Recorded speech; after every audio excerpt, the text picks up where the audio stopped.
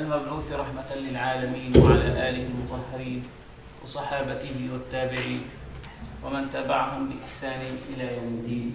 أما بعد. We read from Surah Al-Qasas and Surah Al-Ankabut.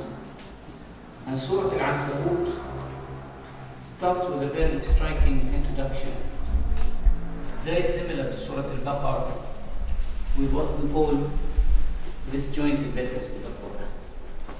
These disjointed letters, the surahs that start with the disjointed letters, are all Meccan with the exception of Al-Baqarah and Al-Imran, Medina.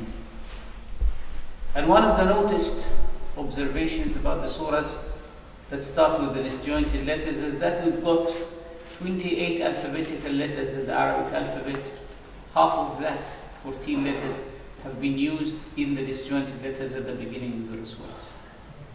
To indicate, ulama have researched deeply what do these letters mean.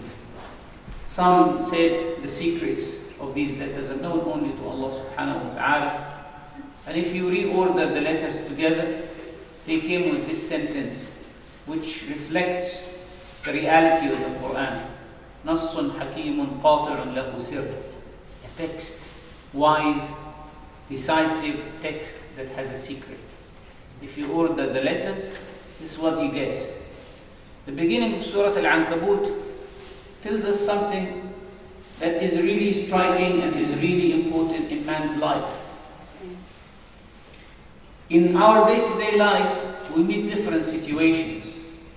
Some are tough, some are good, some are easy, and some are really heavy upon us. We live our whole life like that, full of ups and downs. Allah subhanahu wa ta'ala said, وَتِلْكَ الْأَيَّامِ نُدَاوِلُهَا بَيْنَ النَّاسِ. We rotate days between people. Sometimes a day is for you, and the following day is against you. A day serves you, and the following day, a day betrays you, if you can say so. And a believer sees these changes with one perspective. A disbeliever sees these changes with a different perspective. A disbeliever is Abdul Ahwal, is a slave of the states. Whatever the day gives him, he takes it.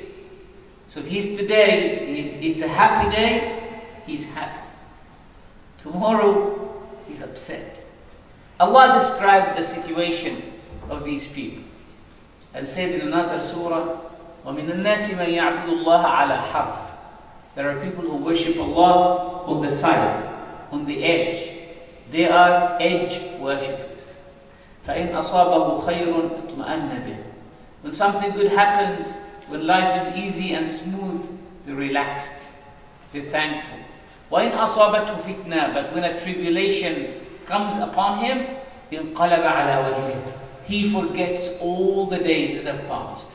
It is just like this nice story that says, if you have lit 10 candles to a person, and one of them was switched off, and the other 9 are still lit, if that person is grateful, he will not observe that one. But if that person is ungrateful, he will forget the 9 lit candles, and he will say, why is this like that? We deal with Allah with this mentality sometimes. Allah subhanahu wa ta'ala has been dealing with us in the nicest way. But sometimes something changes. A disbeliever, or even a believer who is the slave of states, will observe only the state, will observe the day. Very limited perspective, very short-sighted. He forgets yesterday, and he forgets tomorrow, and he only remembers today. Sayyidina Ali ibn Abi Talib, Sayyidullah al-Ghalib radiyallahu ta'ala anhu, used to say, Allahu awwadaka al-jameel faqis ala ma qad mada. Allah has been good to you. So when something bad happens, remember the past, don't remember the present. كن عن همومك معرضا. Turn away from your sorrows and grief. وَكِلِ الْأُمُورَ إِلَى الْقَضَى, and refer things back to the decree of Allah. أَبْشِرْ بِخَيْرٍ عَاجِلٍ تَنْسَى بِهِ مَا قَدْ مَضَى. Remember, get glad tidings that soon things will be much better, and this better situation will make you forget your troubles of the past. أبشر بخير عاجل تنسى به ما قد مضى فلرب أمر مسخط لك في عواقبه الرضا. There could be something that is really bad, apparently bad, but it turns up to be the best. ولربما اتسع المضيق وربما ضاق الفضاء. And there could be something that is tight, a tight situation that becomes very spacious. They mention a story that a man had one son, and he used to cherish and look after him a lot. And he had a stable of horses, and he asked his son to go and clean the stable one day, and one of the horses kicked him, and they had to chop one of his legs. The man was living with remorse and sadness, because he thought that he is the reason, he is the one who told his son to go to the stable, and because of that, that son lost his leg. And every time his son used to walk in front of him in clutches, he used to feel regretful that one day he's caused this disability to his son. Until one day they were traveling in the forest, in an African forest, and they fell captive in the hands of some very primitive tribes that worship idols. And they decided to sacrifice. It was their festive, their annual festive, that they sacrifice a human being for their idol. So the man said, "Take me and leave my son." He said, "No, you are an old man. You don't qualify. When we choose for the gods, we have to choose a young man who is less than 30. So then he said, the man was really even more terrified and even more saddened by that. And when they were about, so they took the son, and when they were about to put him, to throw him in fire, they took off his clothes, and they discovered that one of his legs is chopped. So they decided, we cannot present a faulty sacrifice to the gods. So they said to him, "You're released. You're released because of what? Because of that leg." Only then this man realized that this could have been the best thing that has happened to that son in the world, ever in his life. Because he has lost a leg, but he has gained his life. Allah says at the beginning of Surah Al-Ankabut, أَحَسِبَ النَّاسُ أَن يُتْرَكُوا أَن يَقُولُوا آمَنَّا وَهُمْ لَا يُفْتَنُونَ. Do people think that when they claim that they are believers, we will let them claim it without testing them? Do they think that their days will be going on the same pace? Do they think that there will be no ups and downs because you are a believer? No. Ibn Ata'illah Secondary says to us that the gates of Allah are various. One of his gates could be blessings. One of his gates could be tribulations. He says, إِذَا فَتَحَ لَكَ بَابًا مِنَ التَّعَرُّفِ إِلَيْهِ. If he opens the gate for you to know him, فَلَا تُبَالِ مَعَهَا إِذَا قَلَّ عَمَلُ. Don't be bothered. Just enter into the gates of Allah subhanahu wa ta'ala. It could be a tribulation, and it could be a gift.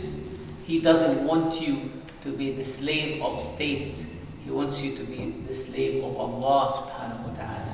So whether He's giving you or He's depriving you, you are His slave. So even when He's depriving you, you realize that He doesn't want to deprive you. Sometimes people deprive you because they want something of you. He doesn't want to deprive you. He just wants to draw you nearer to Him. Allah tests you to draw you nearer to Him. And Allah gifts you to draw you nearer to Him. How is it decided? It's known to Him.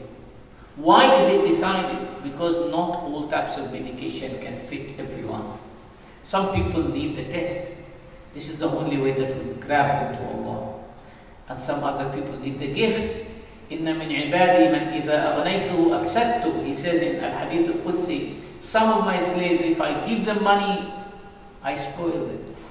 وَإِنَّ مِنْ عِبَادِي مَنْ إِذَا أَفْقَرْتُهُ أَفْسَدْتُ. Others, if I make them poor, I spoil them.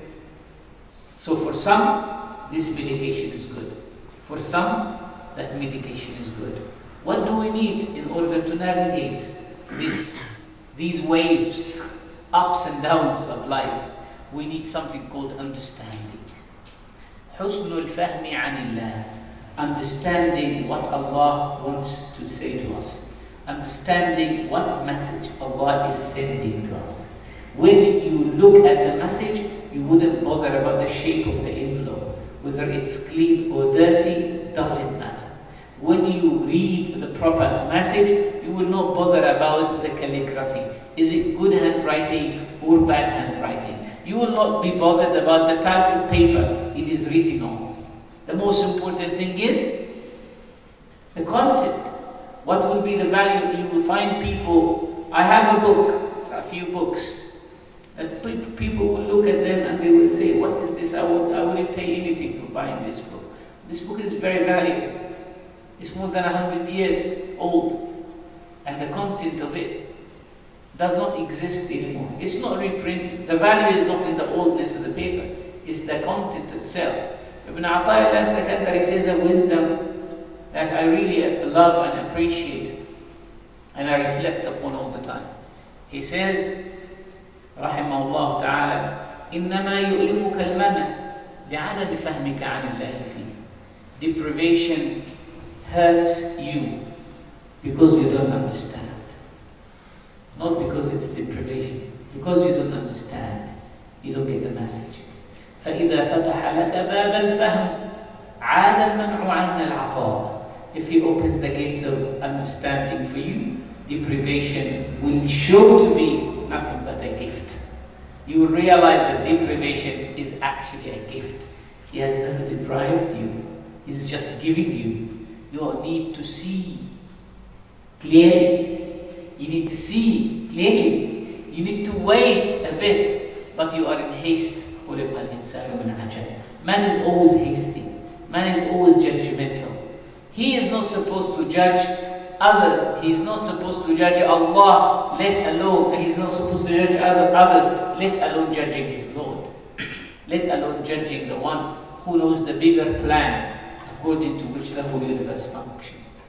So whether it's a test or it's a gift, both are tests. What you need to do is to submit.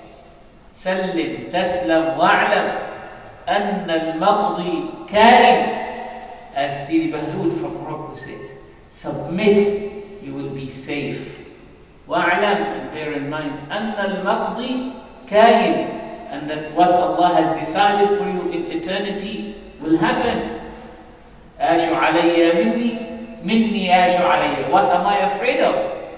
What should I be bothered about? وأنا عبد المملوك والحاجة مقضية. Like, since I am a slave of Allah, all my needs will be fulfilled. ما في التحقيق شكوك.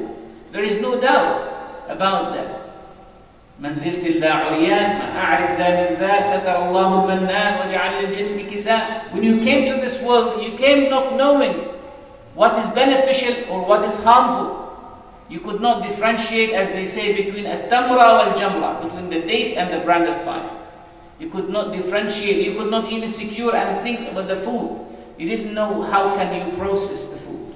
And Allah subhanahu wa ta'ala has looked after you since you were little. Now, the one who has looked after you for all these years will always look after you, regardless of how is that manifested. It could be a stick that disciplines you, and it could be a smile that attracts you. Both will fix you at the end.